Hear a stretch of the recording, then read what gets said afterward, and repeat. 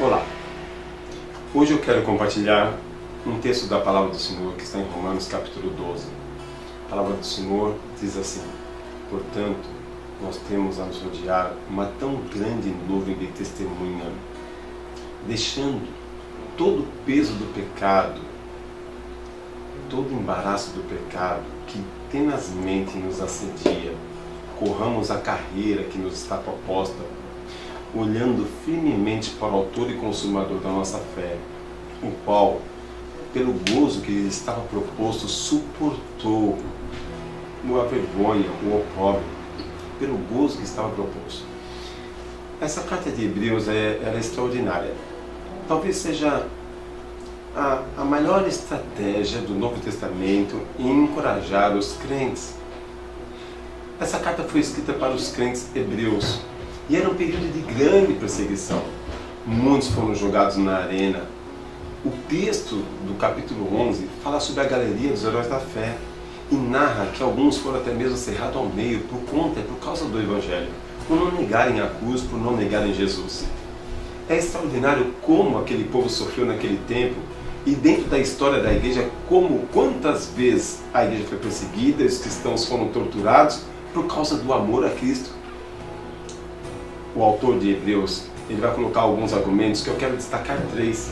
Olha só que ele fala: portanto, nós que estamos rodeados de uma tão grande nuvem de testemunha, quando você estiver a ponto de desanimar da fé, abandonar o ministério, abandonar a tua igreja, ou mesmo abandonar até mesmo a Cristo, pensando em voltar para o mundo, lembre-se da tão grande nuvem de testemunhas. Aí você me pergunta: que testemunhas são essas? As testemunhas, eu não vou abordar os heróis da fé que estão em Hebreus capítulo 11. Eu quero que você veja as pessoas que estão ao seu lado, pessoas que foram visitadas por Deus, que foram abençoadas, que estão sendo abençoadas, como você também já foi abençoado por Deus. Nunca se esqueça do que Deus fez por você e do que Deus é capaz de fazer. Então olhe as testemunhas, pessoas que estão do teu lado. Olha que coisa interessante. Um atleta, quando ele está fazendo um teste de futebol no campo, e ele dá um gás, ele dá um pique, ele dá uma dedicação, mas se ele sabe que tem um olheiro do Real Madrid na arquibancada, ele vai se esforçar muito mais. É isso que o autor de Hebreus ele quer. Olha que nós temos a nos rodear uma tão grande nuvem de testemunhas, pessoas que estão nos observando. Então não desista. A segunda coisa que o autor de Hebreus vai falar, ele fala assim: deixamos todo o peso do pecado que tenazmente nos assedia. Nós estamos debaixo de um fardo tão grande. O pecado é a segunda coisa que o autor de Hebreus diz que faz com que você desanime. O nosso auto-pecado, o nosso próprio pecado faz com que a gente desanime e você acaba se afastando do teu chamado, da tua vocação, do teu ministério, da tua igreja ou às vezes até mesmo de Cristo Jesus. Deixa todo o peso do pecado, porque ele tem um efeito de trazer desânimo sobre a sua vida. E por terceiro e último lugar, o verso 2 do capítulo 12 diz assim: olhando firmemente para o autor e consumador da nossa fé, Jesus Cristo, o qual pelo gozo que lhe estava proposto suportou a cruz. Olha para Jesus, não olha para pastor. Eu sei que a gente tem líderes que são referência para nós, mas não olhe porque ele é passivo de erro. Não olhe para o irmão da direita ou da esquerda. Olhe para Jesus. Enquanto você estiver olhando para Jesus, você não vai ter a sua fé abalada, o teu chamado abalado.